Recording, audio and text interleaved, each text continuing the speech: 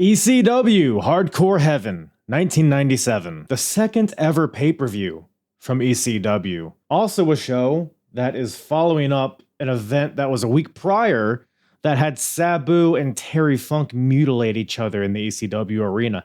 How do we follow that up? I don't know if there really is a way, to be honest, but by golly, they're going to try. We got a rematch on this show of one of the most pivotal matches in ECW history. We got Taz defending the TV title. The Dudleys are here. We got the culmination of Tommy Dreamer and Jerry Lawler. And also, maybe a porn star or two pops up, which might sound ridiculous unless you know what ECW is, in which case it makes perfect sense. You know what else makes perfect sense? You being here, you sitting right there and taking a listen to the Apron Bump podcast. And the hardest, talk around and disregard it. Strip you off the ground, show you what heart is. Standing strong and proud, nothing can knock this. Let's get started. Yeah. What's up, everybody? What is up, everybody? Welcome to the Apron Bump podcast. I am your host, the hardest part of the ring, Kyle. How is everybody doing today? Hope everybody's ready to get a little hardcore. If you want to get softcore, you're out of luck, I guess. I don't know. Do they still do softcore porn? Is that even a thing in this day and age? How could it be? I mean, to be honest, a lot of pro wrestling nowadays is borderline, but that's a whole different topic. But we got a couple of hot, juicy topics today because we got the second ever pay-per-view from ECW. We will be discussing today Hardcore Heaven 1997. What a unique show, especially in this time.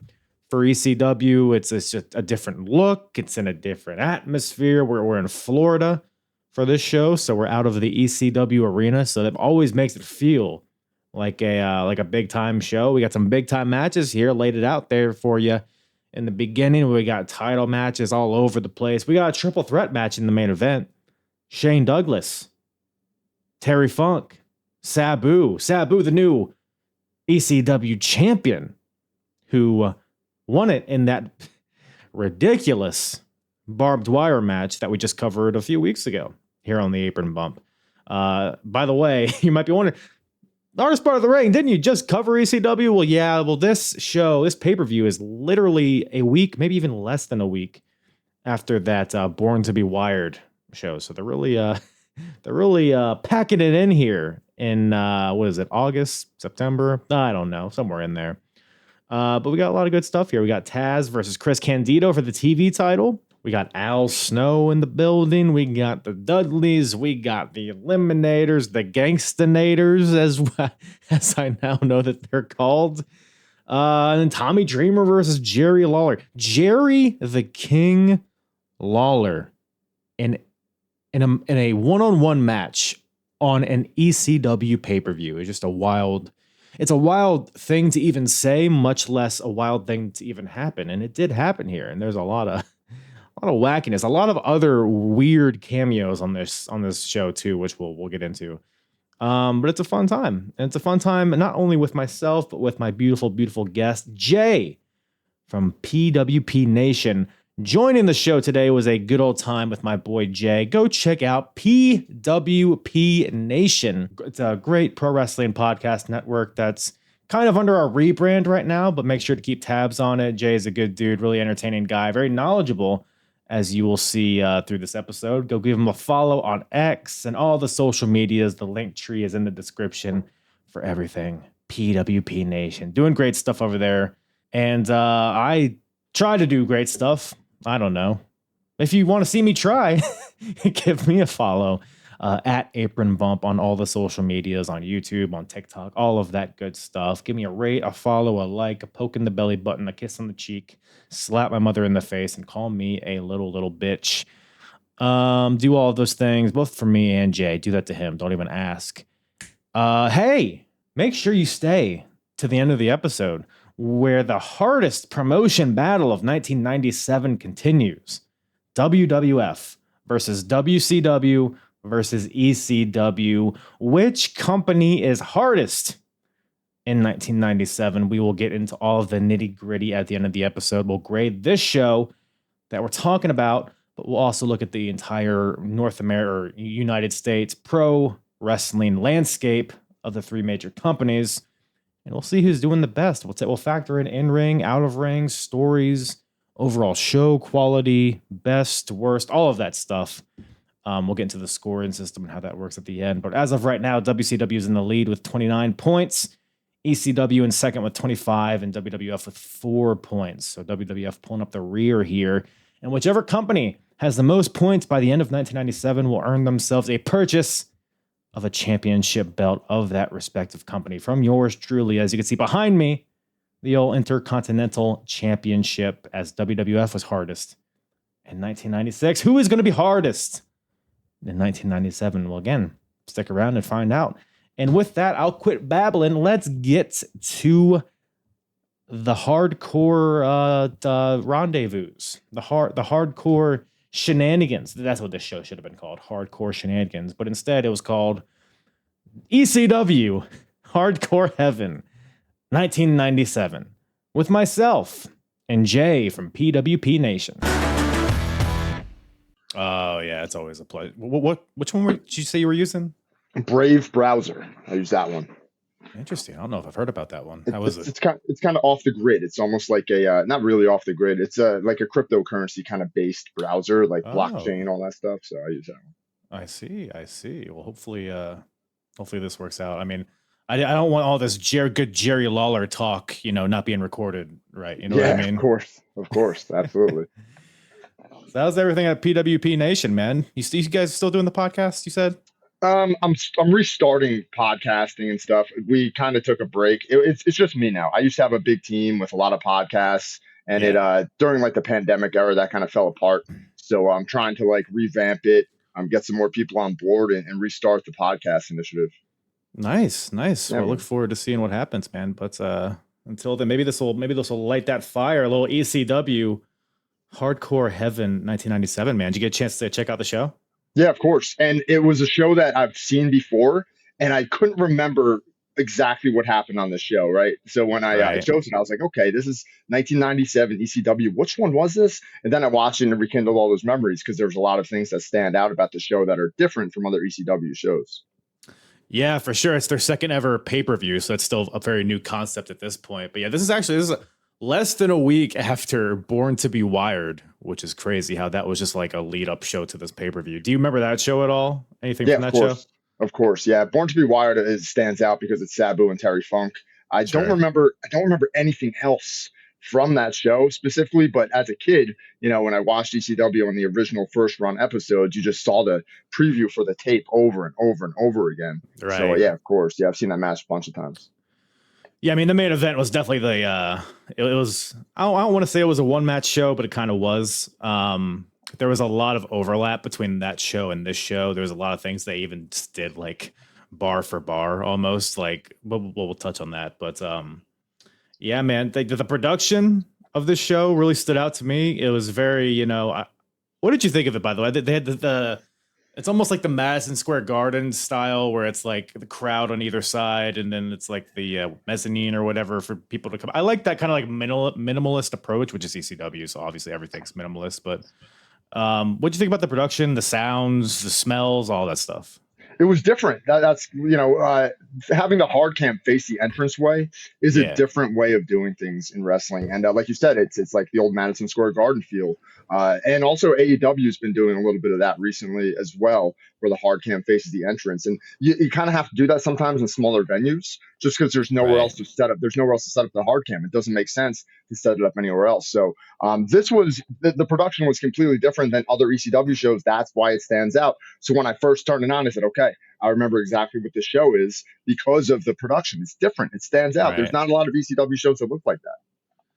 Yeah, it definitely felt because I mean, any show that's not in the ECW arena at this point feels like a standout show for sure. And like everything just sounded different. The crowd was obviously different, so it was a cool feel. And we get started off pretty hot here, I guess, with old Rick Rude coming out here. Well, we start out with Joey Styles actually, but then Rick Rude comes out and interrupts him.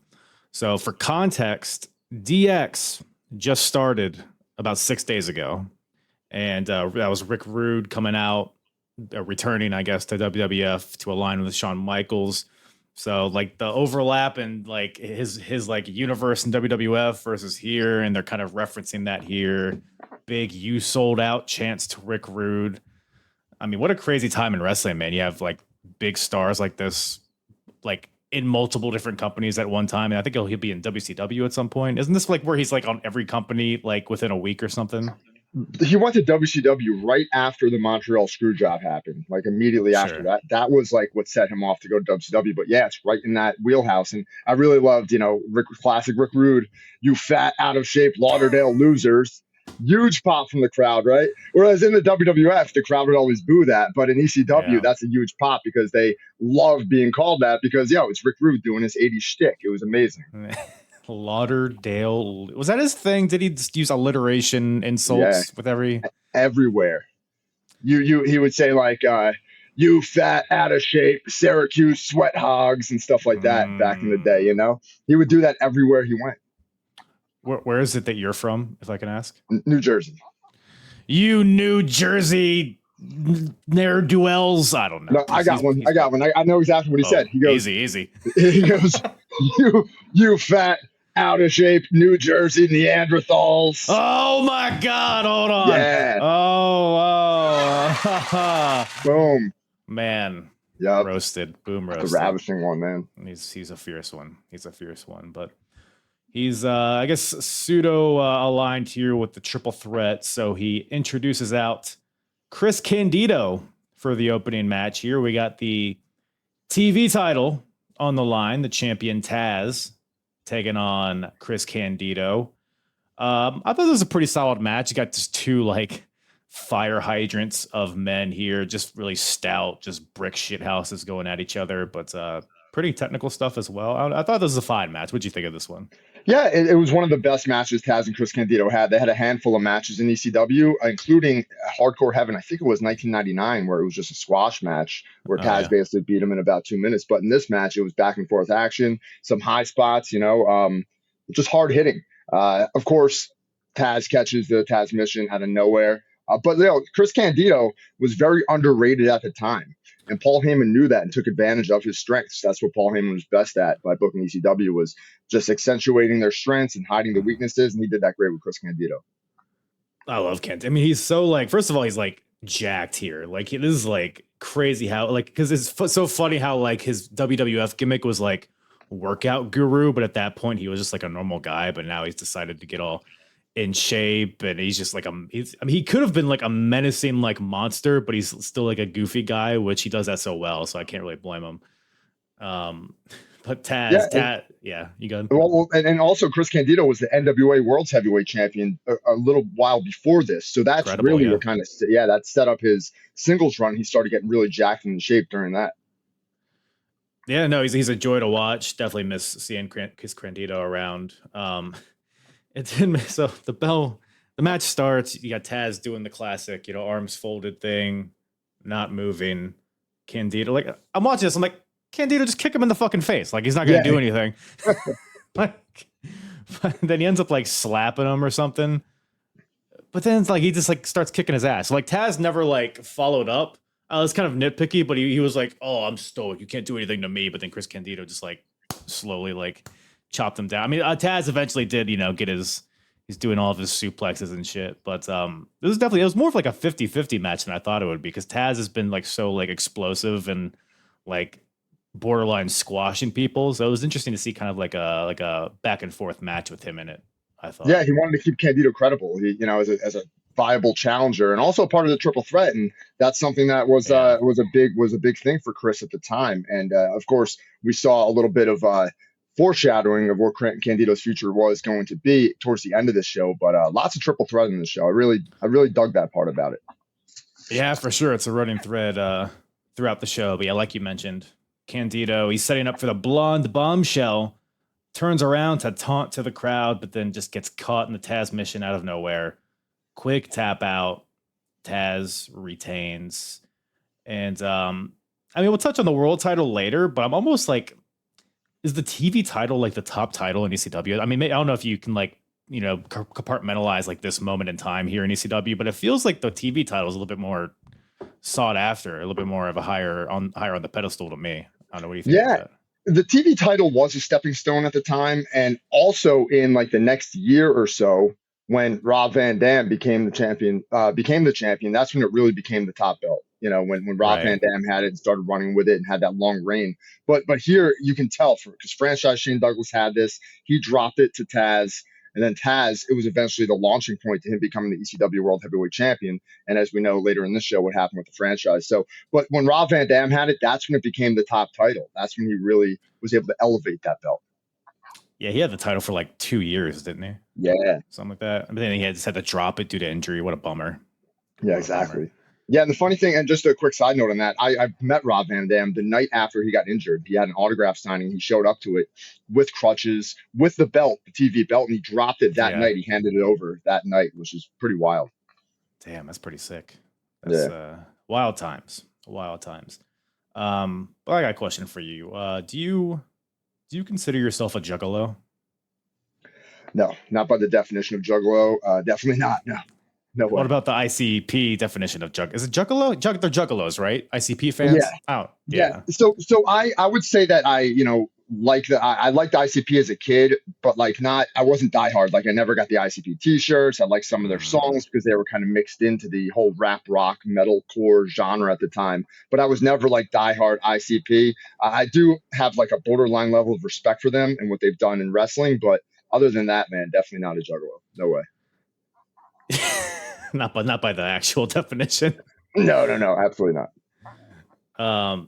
Yeah, man, I've never been an ICP guy. I don't know. I just feel like I feel like the people that associate themselves with the ICP, I still feel like that's my section of people. You know what I mean? It's not my kind of white people that I like to hang out with. But I don't know, man. Yeah, like to your point, I respect what they've done in wrestling. They've been everywhere, WWF, WCW. I think they even have their own promotion nowadays, which is crazy. They do. Crazy. And just seeing them here in 1997, and they're still going at it, both in music and in wrestling, is wild. Especially after they got their asses kicked by RVD and Sabu. Because Joey Styles, after that last match, it cut to Joey Styles, and then he cuts to like before the show, I guess, where ICP was just in the ring hyping the crowd up or whatever. I don't know if they did a concert or what the thing is, but RVD was out there. ICP is like, hey, give it up for Mr. Monday Night. And then Rob's like, yeah, and then kicks him in the fucking face. It's a little rude, but then he lays them both out, and Sabu comes out as well, as if he needed help. Sabu in a suit. Thoughts? World Heavyweight Champion. He wanted to. That's really it. And also, his uncle's the Sheik, and the Sheik would always rock a suit. Backstage, and when he was, he never lost a match or whatever. But the Sheik would always rock a suit. So yeah, that's Sabu in a suit. I'm sure, I'm almost positive that this was booked on the fly. Like this isn't something that Paulie had in mind until probably the day of the show. So they just kind of went through it. But this started the thread that we saw throughout the entire show that led to the end. So I really like this. It was something different that ECW didn't always utilize. They did this kind of thing sometimes, but on a pay-per-view, of course, their second pay-per-view, it was different seeing this. I really liked it. It was different than anything WCW or WWF was doing at the time. Like, hey, this happened right before the show started in front of the live crowd. Check it out. I really like this part.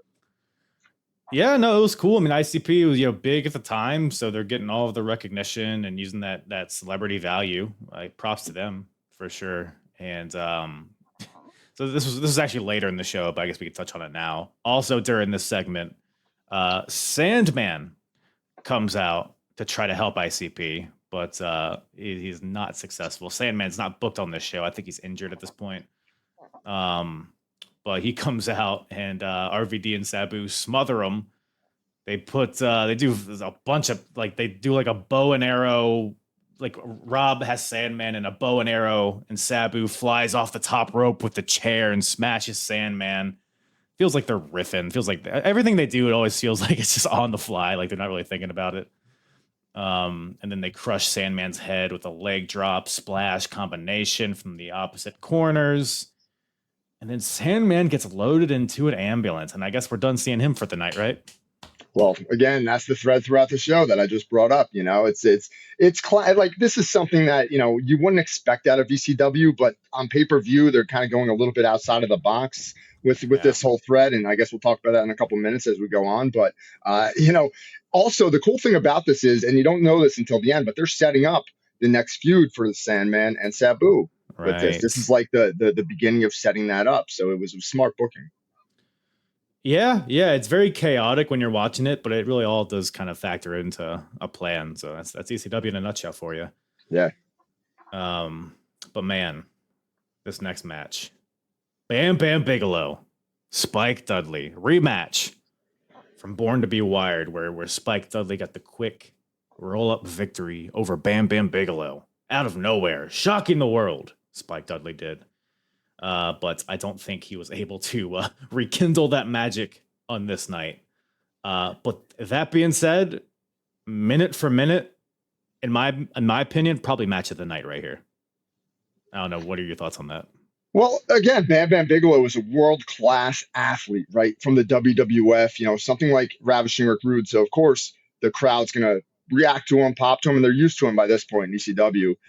But yeah, what a battle, what a war. Of course, Bam Bam Bigelow did everything the crowd wanted him to do, took Spike Dudley, threw his ass into the crowd. Spike was a bloody mess. This was revenge. This was a revenge match, as it was called by Joey Styles, and it was just a beatdown. Of absolute beatdown. Spike, of course, got his hope moments in, like he always did. He was the giant killer of ECW.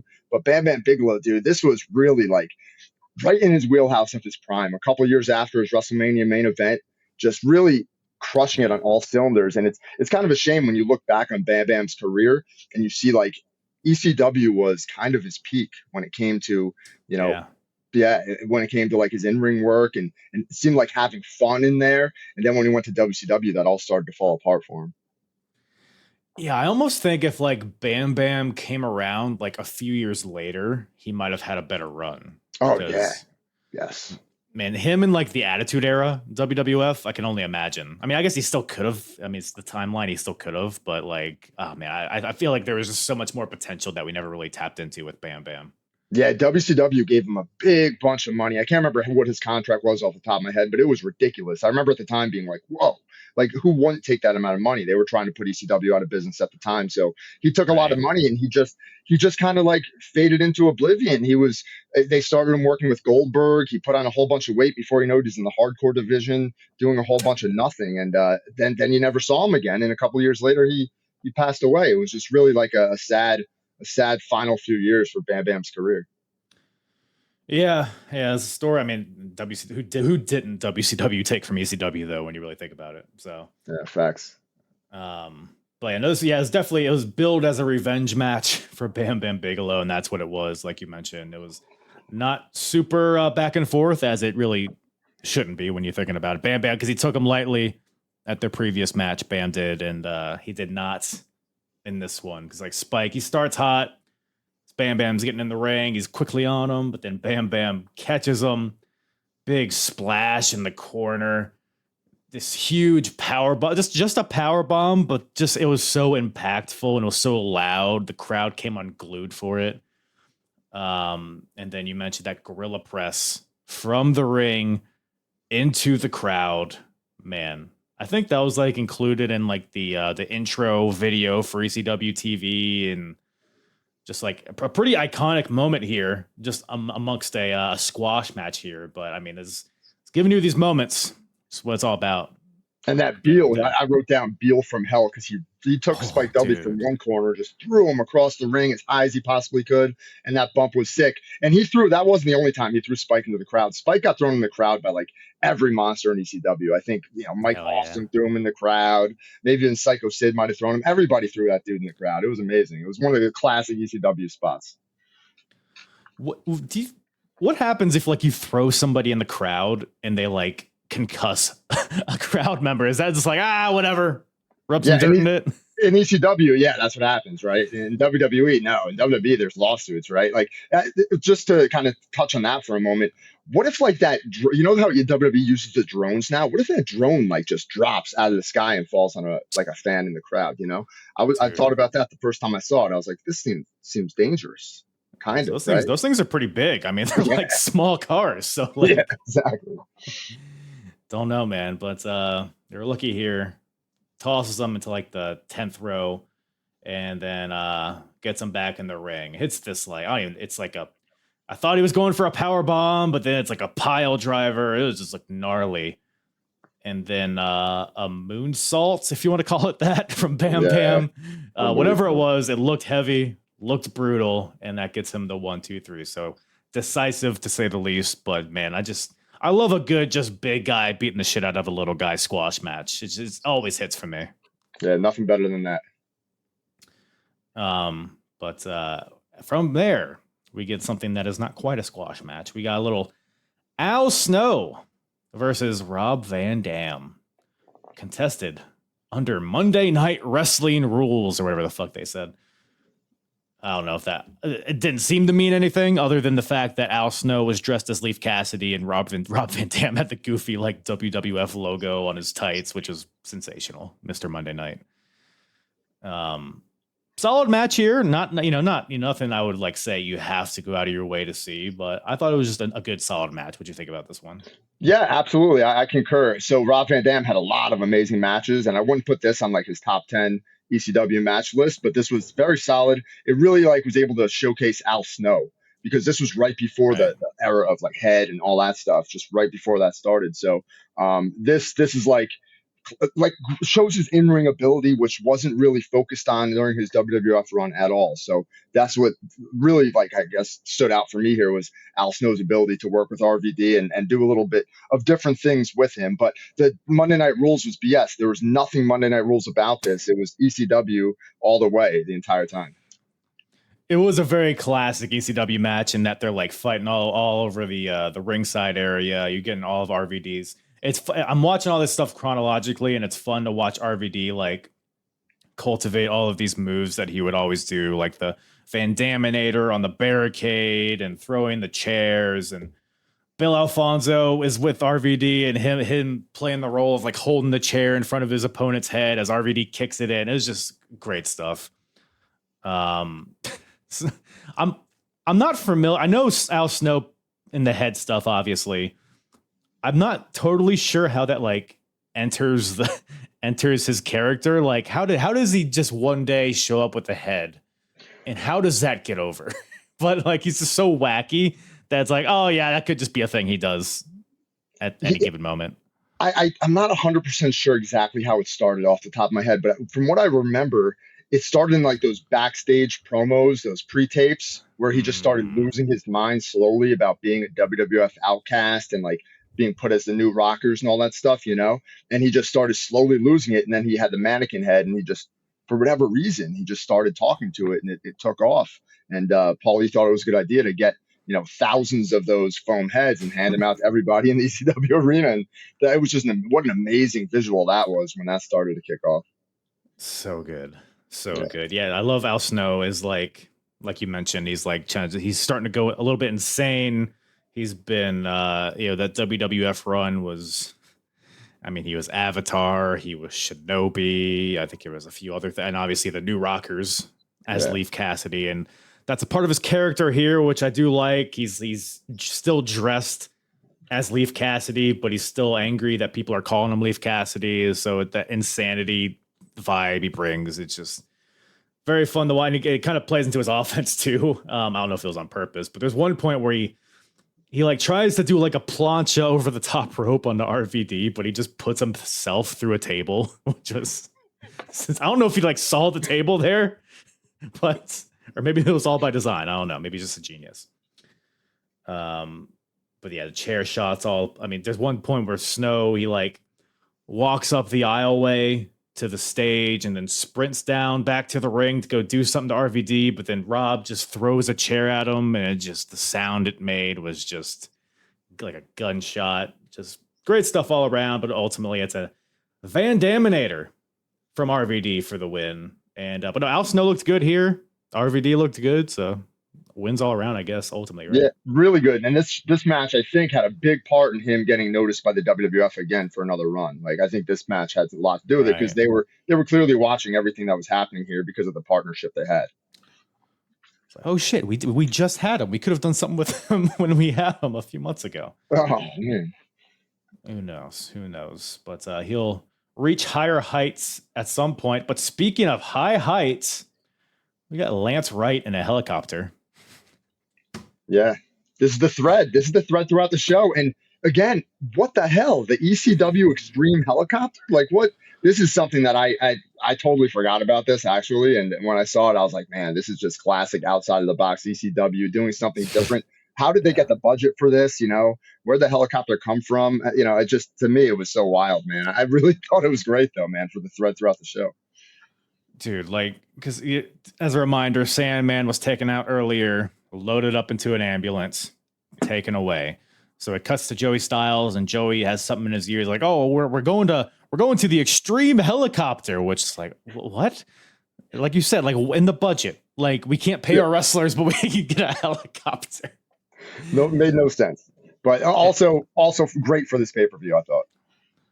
Yeah, because it's like it's a helicopter view of an ambulance driving, and it's basically implied that Sandman hijacked the ambulance and is driving his way back to the arena. And I'm watching this, I'm like, oh, okay, they just got some like stock footage of a helicopter watching an ambulance, whatever. But then it cuts and like the camera pans like inside the helicopter to Lance Wright, who's actually like, he didn't need to be in the helicopter. Like he could have just done a voiceover and like he's actually up there, like trying to like, oh, Sandman, he commandeered the ambulance.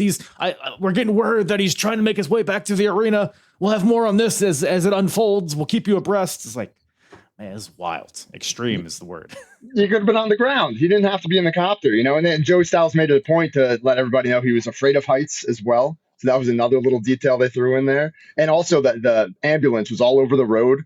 If you noticed, like the ambulance wasn't like driving the right way. It was all over the place. So the implication that the Sandman had hijacked it was just amazing to me. I mean, the authorities can't let him get away with this. Like, it's on camera. There has to be action taken against Sandman. I would think you shouldn't be able to just hijack an ambulance. But, exactly. It's pretty serious stuff. But then it cuts to speaking of serious stuff, it cuts to a Jerry Lawler promo from backstage. He'll be in a match later against Tommy Dreamer, and he's talking about, you know, he's building up the match obviously, and he's like, oh, you know, at the WWF, Undertaker came up to me and was like, oh, make Tommy Dreamer rest in peace. And then he's like, he keeps rattling off, you know, Bret Hart. Bret Hart's like, oh, I hope you put him in a sharpshooter, King. Like, are we supposed to believe that's an interaction that happened? I love this. I love Jerry Lawler. I'm a huge Jerry Lawler fan throughout his whole career, man. I love his 70s, 80s stuff. But this was great because it was just burying ECW. ECW was the opposite of what Jerry Lawler stood for in wrestling, and he just buried the hell out of him. And even Stone Cold is like, Stone Cold came up to me. Yeah, right. Okay. Stone Cold's going to tell you to give him a stunner. Yeah, okay. Right. Aldo Montoya came up to me and he said, I hope you score a goal at this paper. Like, shut the fuck up, Jerry Lawler. But he pretty much cuts the same promo later, but we'll touch on that when we get there. Yeah. But before that, we got the tag team titles on the line here. More WWF influence, or former WWF, I guess. We got the Dudley Boys, the champions, which that's a whole thing, defending against PG-13, the team of JC Ice and Wolfie D, former Nation members. PG-13, yeah. Not a lot of people remember that, but that was a thing for some reason. Man, where do we even? Jenna Jameson's there for some reason. The highlight of the night. No, seriously, Jenna Jameson being there. She was at the time the biggest porn star in the world, hands down. So I get it. She was all over pop culture. 1997 was crazy. She was like on the Howard Stern show all the time. So this was, I thought it was a good idea to have her involved in the pay-per-view. I thought it was smart. Because if there's anything wrestling fans like, it's jerking off. So Bingo. Nailed it it. makes sense to have Jenna Jameson there. I don't think we're going to be seeing anything like this nowadays. No way. I mean, no one at the star power of Jenna Jameson, I guess, but I mean, I didn't know who she was personally. I had to do research because I'd never heard of her. But I don't even know what porn is. You know what I'm saying? Yeah. So, Okay. We got. Speaking of which, we got phallic and metallic, Big Dick Dudley, as Joel Gertner puts it, which is the greatest description of any person I've ever heard in my life. I think phallic and metallic because he has like a knee replacement and a big penis. I mean, yeah, bingo. Nailed it. Come on. Nailed it. But we have the Joel Gertner shtick. He's, with the Dudleys. He's introducing each one individually. He's introducing Jenna Jameson, all that shit. So to kind of recap here, so the Gangstas won the tag team titles a few months ago, but then Mustafa left ECW and kayfabe. He's like injured. He's in the hospital, whatever. So the thing was, if the Gangstas didn't come to the pay-per-view and defend the titles, and they would vacate it to the Dudleys, and that was the case. So now the Dudleys are back to being the tag team champions, which Joel Gertner reminds us of. And who better to defend it against first than the former mouthpieces rappers of the Nation of Domination? Yeah. So. Yeah. And then Jamie Dundee, that's JC Ice here. He was smart enough to get his mic time in when he could. If you noticed, he grabbed the mic after the match ended. He cut a promo before the match. He was able to get his stuff in. And of course, Joel Gertner, Joel, squeeze my lemon till the juice runs down my leg, Gertner. This is one of those shorter, because as the years went on, Joel Gertner kept extending these little promos, and then when he became the host of the show with Joey Styles, they were just like these long diatribes that would get pop after pop after pop that would just build up from the crowd. So this was one of the original beginning of the Joel Gertner kind of perverted introductions. I really loved it. I popped because I thought this was great because it was so basic and simple. It was fantastic. Did you ever play the ECW PlayStation? I think it was Hardcore Revolution. Yes, it was the shit. It was terrible. It was the same engine as Attitude and Wars. It was awful. But the only thing I remember is Joel Gertner on commentary in the game, and you would punch somebody, and it would just be like, "Oh my!" Classic, dude. Doing the perverted stuff for Kaya's. It's unsettling. It's unsettling to watch now. 2025, him, his hairy chest and his floppy titties or whatever. But PG-13. I mean, just to set the scene here, we got Jamie Dundee. He has an Uncle Sam top hat with a tie-dye denim jacket with Mickey Mouse on it, and just shorts and boots. And then the other guy, Wolfie D, has is that a hubcap on his chain? That's what it was. Yeah, definitely a hubcap. I mean, what an aesthetic from these guys. It's just, I feel like they're perfect for ECW. I feel like I don't think they really had a significant run there from my knowledge, but it feels like they fit in like a glove here. Yeah, they were the USWA champs, which is Memphis territory, so this is a part of the Jerry Lawler type thing, getting them involved in the show. And they had a run down in USWA. So they were, ECW was not for them. That's why they only had a cup of coffee there. They weren't there for long. Yeah, which is surprising because, like you said, JC, he grabs the mic and he's roasting everybody. And, watching this, I'm like, oh, he's calling their moms a hoe. And he said he's doing "you're so fat" jokes. He goes to Bubba and he's like, if you're so fat, if I told you to haul ass, you'd have to make 2 trips. Which you hear that and it's oh, what a lame joke. But the crowd comes unglued. They loved it. And also he's planted one on Jenna Jameson during the match. He kissed Jenna Jameson. Was that in the script? That had to have been, right? Because you can't just, who agreed? Did she agree to that? That was the most stunning part to me, is that Jamie Dundee went outside of the ring and kissed Jenna Jameson. That's unbelievable. Oh, she's a porn star. She wants it. Everything's fair game. That's probably what he said. Probably. Or what he thought. I mean, watching all the roast, the sexual proclivities. And the fact that they're from Tennessee, I had to look up. I was like, are these guys related to Jerry Lawler? But they are not, from my knowledge, unless I'm wrong. Do you know? Well, no, Jamie Dundee though is the son of Bill Dundee, who was like classic Memphis wrestling, Jerry Lawler's biggest rival back in the Memphis days. Bill Dundee also had a cup of coffee in WCW. He played like William Regal's butler for a while in like early '90s WCW. That was Bill Dundee. He was great though. He was like amazing in Memphis. But this is his son, Jamie Dundee. What a time, man! What a time. Very 1997. All of this. Yes, for sure. This is another just fine match. PG-13. They get their offense in. They're doing like planchas to the outside. Dundee does a top rope bulldog to Devon, I believe, but ultimately 3D 1, 2, 3. Dudleys get the win. I mean, Dudleys are one of the hottest acts in ECW at this point, so it's no surprise. But it was cool seeing PG-13 get some shine here, I thought.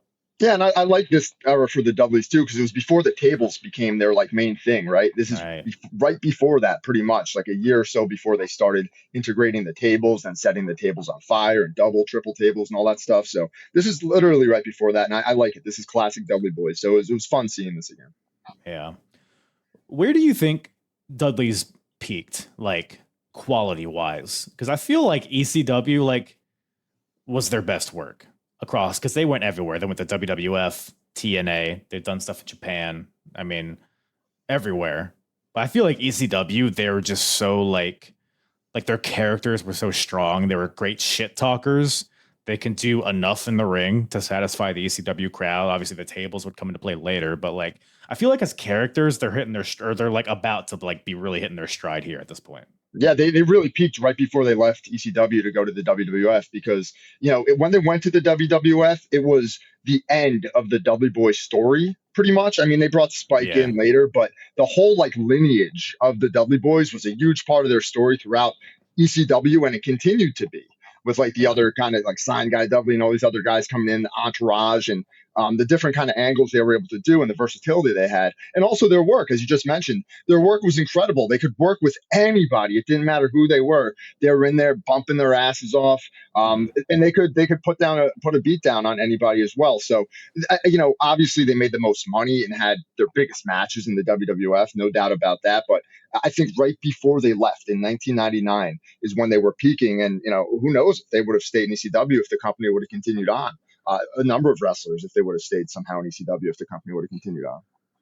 For sure, man. Yeah, the Dudley story. I mean, the dances with Dudley, Chubby Dudley, like it was the entire clan, like just getting introduced one by one. Then Devon comes in, and there's like a Dudley Civil War, but then they come together. It's like one of the most like weirdly intricate stories, and it led to good stuff in the end. So yeah. Yeah, no, good stuff. They definitely stand out. But another guy that stands out. Well, first we cut back to Joey Styles, who throws it back to Lance Wright in the helicopter. Still following Sandman. Is he driving the helicopter, or is there somebody else driving? Because I feel like it'd be a bit dangerous to be talking on the mic as well as driving it. There's no way he's driving the helicopter, but I just wrote here more helicopter shenanigans. That's all I wrote, because this was popping me at the time watching this. I was just popping because you're watching the Sandman kind of drive this ambulance all over the road and having no idea where he's going. Yeah. I loved it. I thought it was great. But yeah, this is just classic ECW outside of the box. This is something nobody else was doing. I think a few years previous, I think maybe it was 1994, WCW did a match where they had it actually on the open road, and they had a helicopter kind of following that. That's King the only of the thing. Road. King of the Road, bingo, with Dustin Rhodes and who was it? Axe from Demolition, I think was his opponent. Blacktop Bully. Yeah, there you go, Blacktop Bully. That was him. One of the stupidest matches I've ever watched, because they're like you can't wrestle on a moving truck. They're all just like, whoa, like they're wrestling like to stay upright. The idea was to like get to the front of the truck, right, and like grab the cowbell, ring the bell. That was it. They're fighting through hay. Unbelievable. Helicopters and wrestling. Bring them back. We need get these drones out of here. I want a helicopter match of some sort. Yeah, they should do it again for sure. Blimps. Remember when blimps were a thing in the arena? Yeah, man. Come on now. Come on now. So he's not quite at the arena yet, but he did stop apparently to get cigarettes and I quote, an ice cold beverage of some sort, which again, we're just racking up the felonies here, I feel like, but no questions. It's 1997. Yep. Lawless baby. time. Yep. But then by the way, as we're watching this, we hear boos because I feel like the crowd's not seeing this part, but they're obviously in the arena seeing what's going on. And at this point, Jerry Lawler comes out for his upcoming match. Big boost for the King. And he's plugging WWF's next pay-per-view, Ground Zero, which is funny. It's where you find real superstars, not these dope heads. Like, yeah, it makes sense. Get your plugs in. And then pretty much cuts the same promo that he did earlier. Bret Hart came up to me, whatever. Ahmed Johnson came up to me. So they give him the pro, whatever the hell. But that leads us into one of the most, I would say, maybe the most anticipated match of this show. Tommy Dreamer with Beulah taking on Jerry the King Lawler. Jerry Lawler on an ECW show. What a just a surreal visual seeing him in an ECW ring, even now. Yeah, dude. In hindsight, looking back on this, I was thinking while watching this match, like, they could have chosen anybody for the spot on the WWF roster, right? They could have taken anybody they wanted and done this, but Jerry Lawler was perfect for it. He was the right guy for this. He was still working at a high enough level to pull this off, and nobody else would have been great in the spot but him, and they had the foresight to see that. And I don't know whose idea it was. It was probably a mixture of Paul Heyman, Vince, and everybody. I bet it was Paul Heyman's idea, but it was perfect. What a great spot for him to be in here in ECW and to get all that heat and to be kind of the catalyst for this short war that ECW and WWF had. I really love this, man. This match was awesome. It brought back a lot of memories. Yeah, no, that's actually, he is really the perfect guy because he does, like, he has the goofy crown and shit. Like, he's clearly WWF. He's the voice of WWF. And his very character, very loud character feels not ECW, which makes him feel like a fish out of water. But he does have the history, in the 80s, 70s, whatever, in Memphis with all these street fights, all these brawls, the barbed wire, the steel cages. So he's like, he can wrestle the ECW style, which I feel like he does to an extent in this match. But he's enough of a goofy character to where the crowd is easily booable, easily hateable. So yeah, ultimately he probably was the perfect guy for this spot. Yeah, he's a reliable guy to get the crowd to cheer for the opposite guy. Absolutely. The concession stand brawls. I don't know if you ever saw those Memphis concession stand brawls. They're called the Tupelo concession stand brawls. Check those out. That is really like that to me, the first one they did was ECW in 1970, whatever it was, 77, 78. Like, that was ECW. It was a brawl that went from the ring through the crowd into the concession stand. It was chaos in the concession stand, blood everywhere. Ooh. Every weapon being used. That to me was ECW 20 years before the show. Crazy. And I think Joey Styles, I believe he said that Jerry Lawler's been in barbed wire matches. Is that right? Have you seen any of those? Yeah, absolutely. In Memphis, they used to do barbed wire matches. Yeah. What a time. What a life this guy's had. It's crazy. Absolutely. Yeah. So first of all, this match is very WrestleMania 40-esque. In that all of the run-ins, all of the lights out, lights on, all of the cameos was just a hoot. It's probably honestly the highlight, I guess, the thing you come out remembering from this match. But the crowd brawling. Lawler's busted open pretty much immediately from a. I couldn't quite catch what Dreamer hit him with. Was it a plate with a burger on it?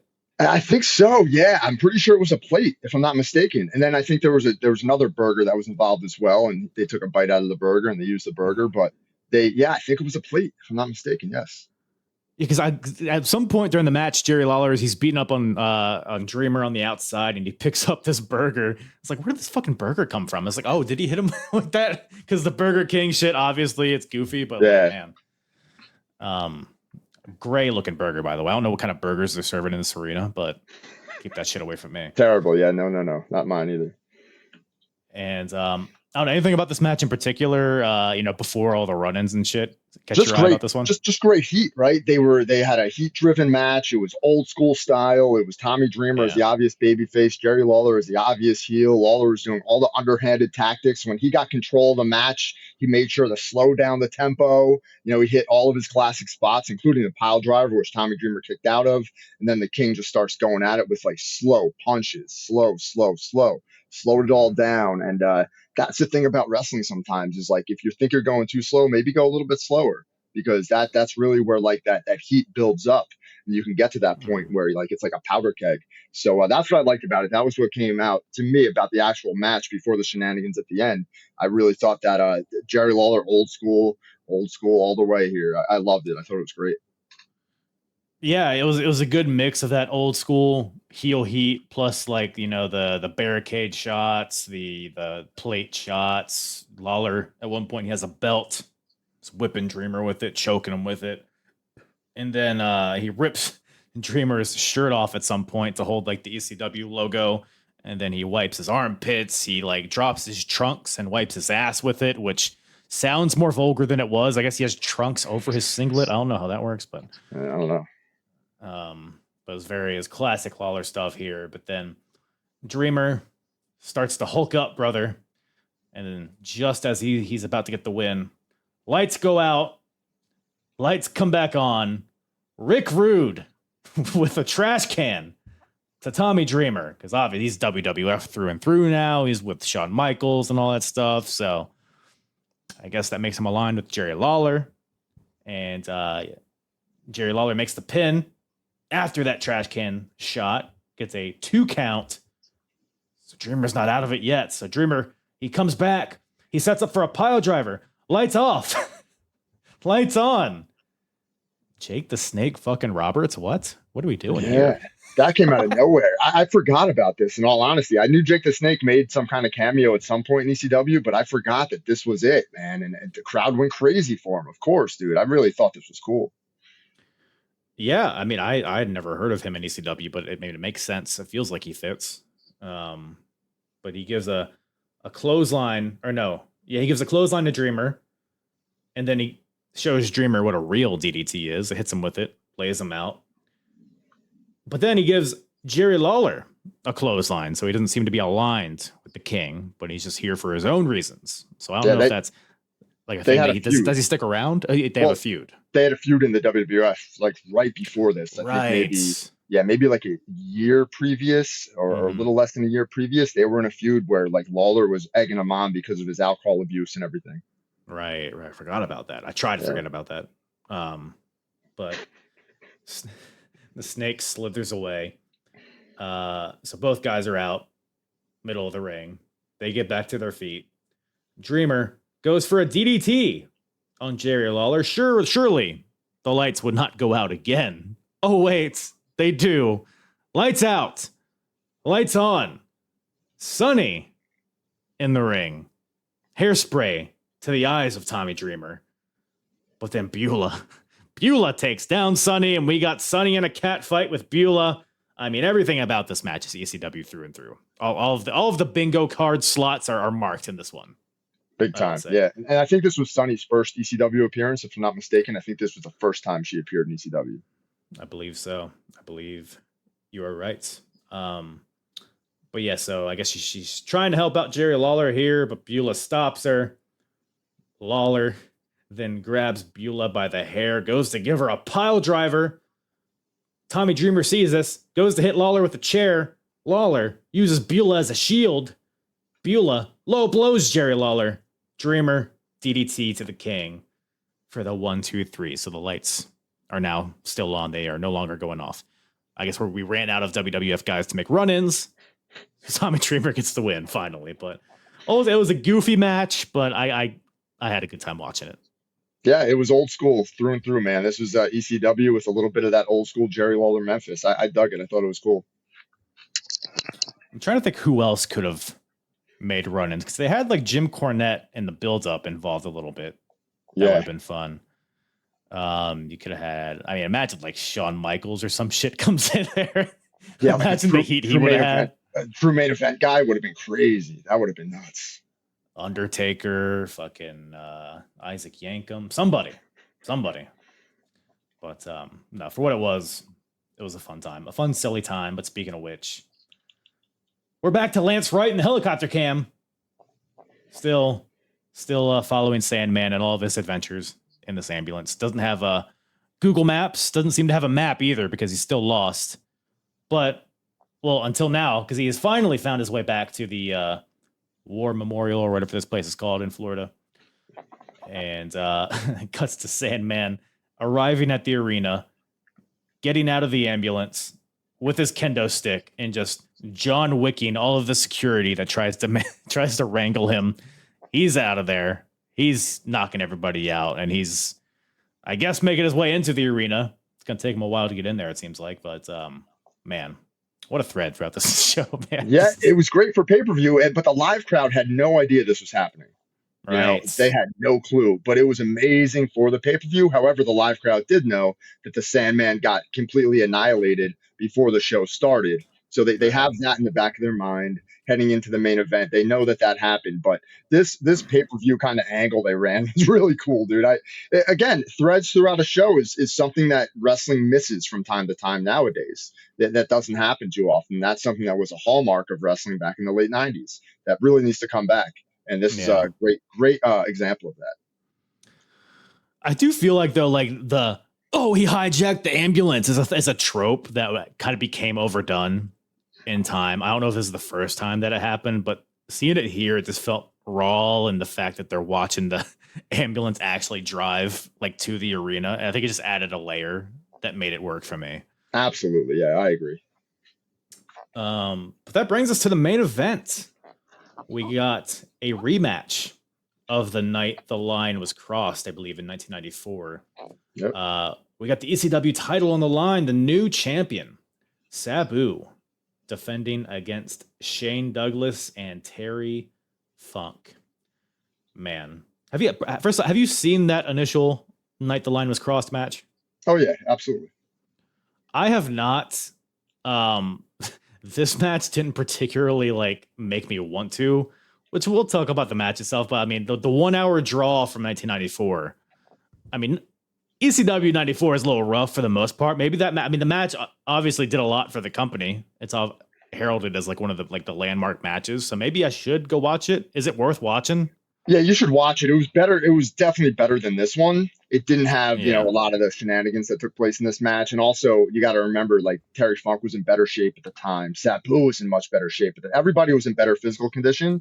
And not only that, but they were able to integrate a lot of things that had never been seen in wrestling. Some things that they actually did in this match that they recreated. So it was really cool. It was like one of the first three-way matches, I think, if not the first three-way match that ECW had. And I would check it out. Yeah, it's a long one, but it's really cool. It's different. It's something that seeing that before this match would show you how much better it is than this match was. Yeah, no, for sure. It's I mean, you say like three ways in wrestling are still like a relatively new concept at this point. So it's interesting watching them maneuver on like how to structure the match. Sometimes it works. I feel like this match, it felt like there was no like rhyme or reason to a lot of the stuff that, because like it started out like Douglas and Sabu are going at it one-on-one in the ring, but then Douglas is like, "Hey, what's that guy doing outside?" pointing at Terry Funk, and then they both go out. Now they're double teaming Funk, but then Douglas turns on Sabu, and now Douglas and Funk are working together. It felt like every guy took turns like teaming with another. It didn't seem, I don't know, it felt like they were just doing shit during this match. I mean, obviously the Sandman stuff later, it was kind of tied it all together, but I felt like I'm glad this didn't go an hour, because I feel like whatever time this match was a little too long. I don't know. I'm interested to hear what you think about this match, because I'm still not really sure if I liked it or not. Yeah, I concur with a lot of the things you said. It seemed like they were freestyling a lot of it. They had some spots in mind that they were going to work in. Of course, they did like some of the triple submission holds and things that integrated that three-way kind of feel to it, that three-way dance feel. But yeah, they ad-libbed a lot of it, and that was obvious. And of course, with three veterans like this, that's going to happen. And I know that for a fact, they had that previous match in the back of their mind. So they wanted to top that. And that's very difficult if you're trying to top a match that happened 3 years ago where the circumstances were different. You're in a different arena. Everything was different back then. So they tried, I think, and it didn't really live up. It was too long. I would have shaved probably 10 minutes off the match and probably even shaved the end with all the shenanigans, like 10 minutes off that, because that was pretty long as well. But yeah, it went a little bit long. Some of the stuff was really cool. Some of the innovative table spots they did, I don't think I've ever seen in wrestling again with 3 dudes involved. So I did dig that, but it did get out of hand at the end. It was classic ECW, just got absolutely crazy, and that's something that I think I'll remember this match for now that I saw it for probably the third time in my life. I would think this would be. Right. It brought back those memories that this was not near as good as the first time they did it. Yeah, no, I agree. And there was a bizarre spot in this match. So it's a elimination match, and all 3 of these guys are in the ring. A table is set up, and Terry Funk is placed on it. Sabu goes to the top rope with a chair, which I don't know what his plan was, but this brings out, or Bill Alfonso's in the ring because he's with Sabu, so he's beating up on Terry Funk to make sure he doesn't get off the table. But then this brings out Todd Gordon, the commissioner of ECW, who rips Terry Funk off the table and just kicks the shit out of Bill Alfonso, which I don't know if this was necessary. But then, as if that's not wacky enough, somehow Bill Alfonso finds his way on this table, and Todd Gordon does. And Sabu leg drops both of them through the table. Like, did he not see Bill Alfonso? Does he not care? Is he just suicidal, homicidal enough to not care about it? I mean, what's the thought here? The idea was, I think, that Terry Funk put Bill Alfonso on the table at the very last second. At the absolute last second, where Sabu was already jumping, already in the middle of getting that jump going. The idea was to put Todd Gordon through the table, and then Terry Funk obviously quelled that. So we get rid of both of these guys. And Todd Gordon, of course, and Bill Alfonso had a feud that was leading up to this, where they had a really Legendary. messy, a really messy match. And Bill Alfonso, of course, a former WWF referee, so this all kind of tied into that whole angle there. But yeah, that was a little bit contrived. Terry Funk got Bill Alfonso on the table as quickly as he possibly could, but it still didn't seem fast enough for Sabu to jump on and to completely annihilate his manager. So, but I think that was the idea behind it, right? The very last second, and Sabu made a big, massive mistake there. Fight forever, these guys, Todd Gordon and Bill Alfonso. Yeah, feud that lasts forever. But then Sandman finally makes his way to the ring. I guess he got lost in the hallway trying to find his way to the ring. Because it was 20 minutes between him arriving at the arena. I guess he had to fight security. It was the whole thing. Sandman gets in there because he got beat up by RVD and Sabu earlier in the night. Takes out Sabu. A ladder's in the ring. Sandman whacks him with it. And does over the top rope plancha into the ring, onto the ladder, onto Sabu, crushing him. And then Terry Funk and Shane Douglas both pin Sabu 1, 2, 3. He's eliminated. So we're gonna have a new champion here. We got Shane Douglas, Terry Funk 1-on-1 here, but not before Sabu with a triple jump dive into the aisleway, onto Sandman, onto all the security. Pretty cool visual, I thought there. Kicking off their feud. But then, so now we got a 1-on-1 match here. Where do you rank Shane Douglas's belly to belly among finishers? Yeah, that's a good question, because you always think of that not being a finishing move, but he was able to use it to his advantage throughout his entire career. The thing I like most about that belly to belly is the fact that it goes right into a pin. So there's no delay time. That I think is the psychology behind it. Is that you hit the move and you're already in the pin. And if you watch Shane Douglas do it, he's very fast to hook the leg and try to get that 3 count. And I think that is the psychology. Again, it took 5 of these, I think, during the match to finish off Terry Funk. And that's where Terry Funk's toughness comes into play. And it's not a classic finisher, right? But whenever Shane hit it, he would usually hit it kind of out of nowhere, where it would catch his opponent off guard, and it's right into the pin. And the referee normally is privy to the fact that he's got to get down and count that 3 as quickly as possible, because it's a belly to belly. It's not normally a finish, and really hasn't. I think in WWE, Bailey use that for a little while as a finish with the same kind of Yeah. concept. You hit that move and you're right in the pinfall. There's no delay before you get that pin. And that in pro wrestling, that extra like 0.3 or whatever, 0.1 even before the kick out can be all the difference. So I believe that's the psychology behind it. I was never really a big fan of it. I really liked his, he used to do the Fisherman Brain Buster as well, like the Fisherman Buster for a little Right. while. They called that the Pittsburgh Plunge. And that's a more devastating finisher, I think, traditionally. But this, you go right into the 3 count. So I think that's where it kind of was his finish. That's actually a good point, because I've always shit on his belly to belly. I feel like because it's a low impact move, but your point on it leading, like landing in the pin, basically is actually, it makes sense, because it's almost like a more impactful, like small package esque, where it like stuns you for just enough amount of time to get the 1, 2, 3. So psychology wise, I guess it does make sense. Yeah, I've Now you're thought about turning me this on it. before. I've thought deeply about this before because I've always had that same kind of inclination. Like it never really made a lot of sense. But I think that's where, dude, I sat down with Shane Douglas in person. I didn't record it or anything. I was backstage one time and I picked his brain for about 20 minutes. And I should have asked him that question and I didn't. And I talked to him about other BS that really I don't even remember what it was. But if I had an opportunity to go back and sit with him again, I would ask that question. You didn't deep dive into the belly to belly with Shane Yeah, Douglas. I should have asked him though, man. I was just asking him like, I asked him. I don't even remember what I was talking about. There's Maybe a like lot to modern day ask wrestling. Shane Douglas about. Yeah. Yeah, true. Yeah. I mean, he's still going at it, so I don't know. Maybe you'll have another chance. But yeah. So Douglas, first, I guess I bring it up because apparently nobody is kicked out of it, according to Joey Styles at this point, which I found odd. But yeah, to your point, I guess there's a reason. But yeah, it took a bunch of them. He's hitting it over and over again. Terry Funk continues to kick out. Francine gets involved at some point, but who better to quell her interruption than Dory Funk getting in there to even the odds to help his brother, right? Terry Funk? Yeah, it's brother. Yep. The European uppercuts. They're very, I don't know, they're very Dory Funk style uppercuts is all I'll say. Douglas takes a hilarious bump. He does like a flip after he gets hit with one. And it's at this point we got some pretty good drama. We got some good roll-ups here. Close 2 counts from Funk. Almost gets the win at several points. But ultimately, it's another belly-to-belly that gets the 1, 2, 3. New ECW champion, Shane Douglas.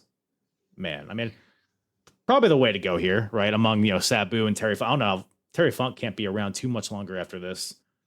In ECW, Sabu is always a guy you could give it to, but yeah, Shane Douglas is such a classic heel, good guy to have as your top champion for a babyface to chase. So I didn't mind the finish here. I thought.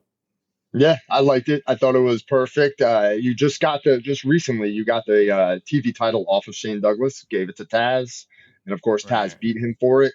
And now you got Shane Douglas reclaiming the ECW World Heavyweight Championship, and this, of course, set up a series of events that took you throughout 1998, throughout 1999, building up Taz to eventually knock off Shane Douglas. And this was Paul Heyman's like long-term booking. He was thinking about this. Like I've got this set up kind of perfectly to where who obviously we know not to give away spoilers, but Bam Bam Bigelow eventually beat Taz for the TV title, and RVD took it from him. So it was kind of like almost a set-up trajectory to get Taz elevated, to put Shane Douglas back in that spot, to put over Taz again. It all came full circle where that feud for the TV title went to the World Heavyweight title. I thought the whole entire booking of the championship scene in ECW, the singles titles around this time, was just incredible. And Shane Douglas was the perfect guy to have it, especially with what would happen in the future here. For sure.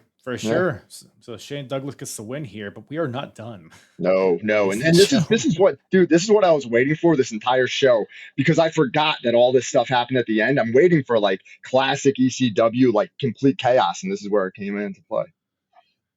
Yeah. So there was a thing on Born to Be Wired where pretty much this exact same thing happened, which I talked about it a couple of weeks ago. It was like one of my favorite things I've seen from ECW. It was so hype. It was in the ECW arena. You had, the Dudleys brawling with everybody. And then you had New Jack and Cronus doing all these dives. You have Balls and Axel with the chair shots. You got Joel Gertner getting hit with a chair. This is all on Born to Be Wired. And I was like, man, that was awesome. That was probably my favorite segment of 1997. And it's clear that they're trying to rekindle that here because they almost beat for beat do this exact same stuff. Perry Saturn getting in there with his broken leg and the crutch. Fun chaos here. I don't think it matched the Born to Be Wired shenanigans, if you want to call it that. But I don't know. What would you? I mean, there's a lot going on here. I don't even know where you want to. If there's anything in particular that stood out to you, but a funny part that I wrote down that stood out is Terry Funk at one point was just beating on Axel Rotten. And, that's another baby face. And Axel Rotten stopped him, was like, no, Terry, no, those guys over there. Was like, no. And because Terry Funk was just through a war. So, but he's still in there fighting. And this was absolute craziness. The heels kept getting one up on the baby faces, even when like Balls and Axel came out with the chairs. The Dudley boys were out there. Oh, just absolute pandemonium. I think that's the right word for it to cap off this pay-per-view.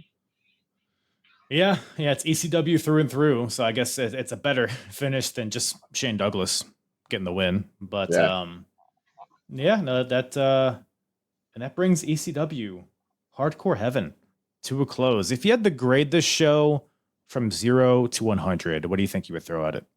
0 to 100. If I'm using an ECW scale on what they were doing at the time, I would say it was probably somewhere in like the 80 range, low 80s. Just because it was a different vibe. We had some different things on this. The PG-13 match was, different for ECW.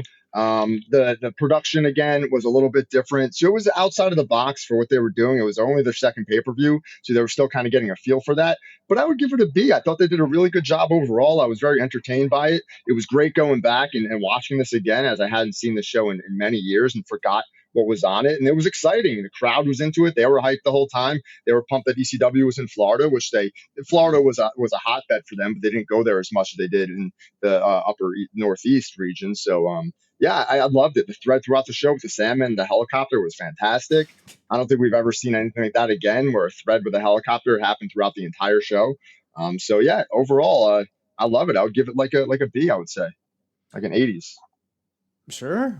I mean, I think we could all agree that MVP of the show, Lance Wright in the helicopter, in the extreme helicopter. What a guy. Yep. And especially being afraid of heights, as Joey Styles was able to tell us. Yeah. Putting his life on the line to give us the scoop on Sandman and his whereabouts. You got to respect it, ultimately. Big time.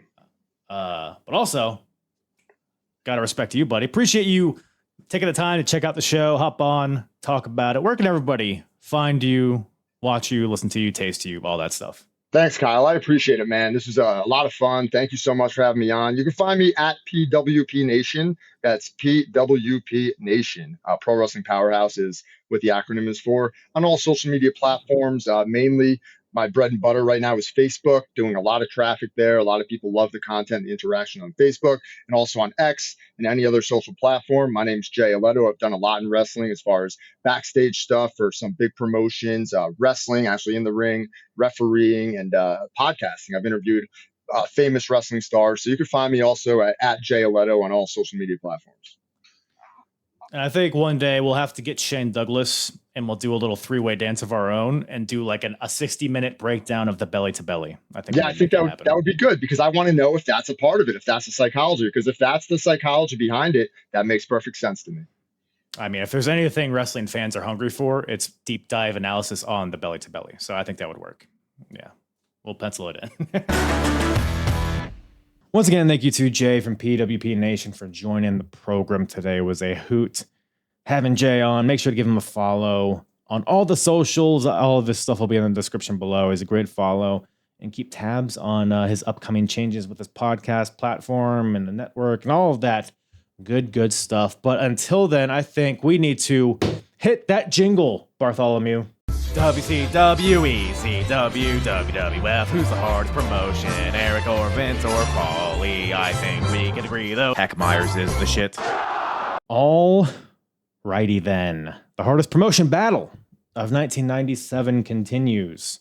As we covered in the beginning of the episode, it is WWF versus WCW versus ECW, currently WCW is in the lead of 29, ECW at 25, WWF with 4.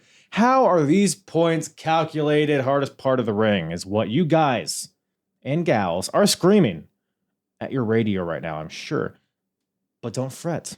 We'll walk you through it. If you're watching on YouTube, I'm sharing my screen. You can follow along visually, but if you're just listening on audio, we'll talk you through it as well. The first thing we got to do, though, is grade this show. From a scale of 0 to 100, what the heck are we thinking, gang? So I'm looking at these scores, right? Just to make sure, we're weighting everything the same. ECW, Born to be Wired, got a 73. Now the first thing we should think about is, was Hardcore Heaven better or worse than ECW, Born to be Wired? My first thought is worse. I think Born to be Wired overall was a better show. I don't think by much, but I think it edges it out. I think we saw a lot of overlap between the two shows, a lot of duplicative stuff. And I think Born to be Wired just kind of hit more than Hardcore Heaven did. I don't know if it was the environment, if it was, I don't know. I preferred Born to be Wired personally, which got a 73. So the thought would be to give Hardcore Heaven a score lower than 73, which I think is fair. Thinking like 70, maybe. What do we think about 70? WrestlePalooza got an 82. WCW Road Wild got a 54. SummerSlam 97 got a 67. Was this better than SummerSlam? Perhaps. You know what? I don't know if it was. I think it was close. I'm thinking maybe we throw a 68 at this, at Hardcore Heaven. 68 feels fair. Let's put it on the tongue. Put it on the tongue. How's it taste? Is it sour? Hold on. Yep, tastes good. Tastes good. 68 is what we'll throw at Hardcore Heaven. So we will refresh this. And we'll take a look at the average scores from each company. ECW walked into this with the highest average score, and they maintained that just barely with an average score of 73, and WCW with 70, WWF with 63.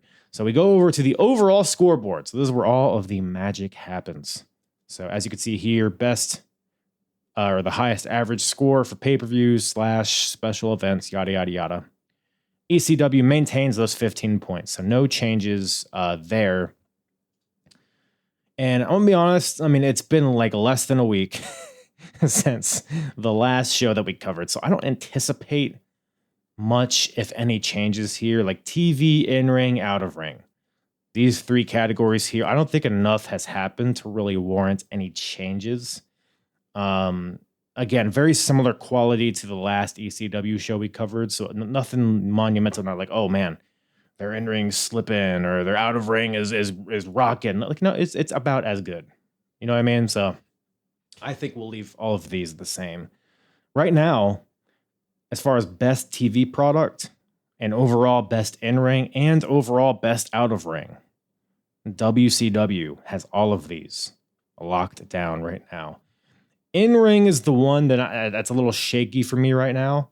I think you could easily throw ECW at this, but I think WCW just has a more well-rounded, just more depth, and is just more consistent in-ring. WWF isn't doing a lot in any category right now, so I think we'll leave all of those the same. So WCW maintains those 35 points. So now we move on to the best section. Again, I don't think any of these are going to change, but let's see. Best match, Bret and Austin, WrestleMania. Nothing on this show is better than that, so no changes there. Best wrestler of the year, we're tracking Stone Cold Steve Austin as the best wrestler of the year.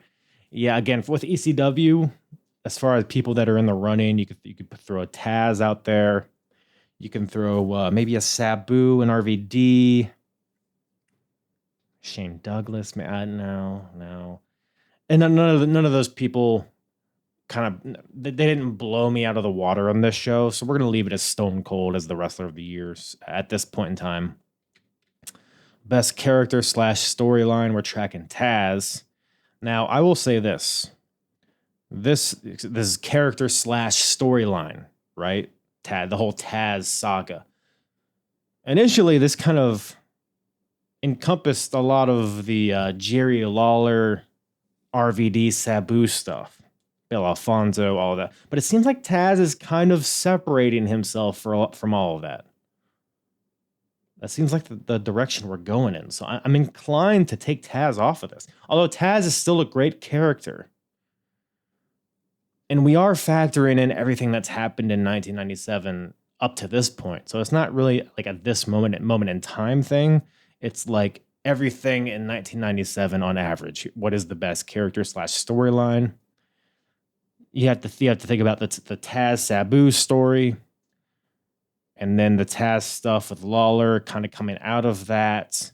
Now he's kind of separated himself from that, but he still has a great presence and a great just like deal going. Like his character is like, I don't want to deal with that WWF bullshit. I'm here to defend my title, brother. And all that's pretty sick. I like all of that. So is there any other character or storyline better than Taz at this point?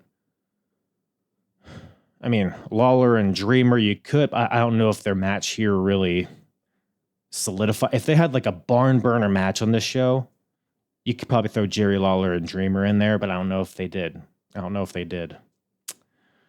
WCW, what do we got going on? I mean, it's nothing. The Sting stuff, of course. But we're still kind of cooking with that, I think. It's like in the background, it's simmering. It's great. But I don't know if we're at best of the year yet. By the time we get to the end of 1997, that could very well find itself as this best section here. We could see WCW taking these 5 points away from ECW. But as of right now, I think we'll leave it as Taz. Best segment of the year, we got Jerry Lawler's debut at WrestlePalooza. Very topical nowadays, by the way. WrestlePalooza. Best segment of the year. Yeah, nothing has really happened since then of great substance, so we'll go ahead and leave it there. ECW keeps those 5 points. So no changes yet, but let's move on to the worst, shall we? Worst match of the year, Undertaker Sid from WrestleMania. Yep, that stays. WWF keeps those -3 points. Worst wrestler of the year, Prince Iaukea. Oh, Prince. How you conflict me every single time. I really hated his work this year, but he's kind of faded away. You know, I've brought it up on the past couple episodes where we've done this. He's kind of faded off into the background. So is he the worst? Can you be the worst if you're not significant? That's my thought. But who from this show would be who would capture that? No one comes to mind, honestly. Yeah, no one from this ECW show. If anything, it's going to be somebody from WWF or WCW that I think takes this over. So we'll leave Prince Iaukea there for now. Worst character / storyline, we were tracking the Honky Tonk Man, Billy Gunn, Jesse James stuff. Yeah, still very bad. And again, nothing from ECW is worse than that as of right now. I don't think, right? Yeah, nothing worse. So WWF maintains that. Worst segment of the year, Miss NWO, of course. That will always and forever be the worst segment of 1997, I think. I'll be surprised if anything overtakes that. So with that said, no changes here. Score stays the same. WCW maintains a chokehold on the lead for hardest promotion of 1997. But we got a few more months left. We got how many shows here? How many shows do we? Oh, we're getting towards the end here a little bit. We got 11 more shows this year for any changes to happen. We got WWF In Your House Ground Zero coming up. We got WCW Fall Brawl. So we got some stuff from the other promotions coming up here in the next few weeks. So make sure to keep tabs on that. We could see some changes here based on those shows. But there's only one way to find out, and that is to follow, subscribe, stay tuned for the next episode of the Apron Bump. I appreciate everybody tuning in, as always. I always appreciate the support. I say it every time, but it's true. I love you. Mwah. So with that, I think that is all Daddy has for you guys today. Take it easy. Goodbye. Bon voyage. Mwah.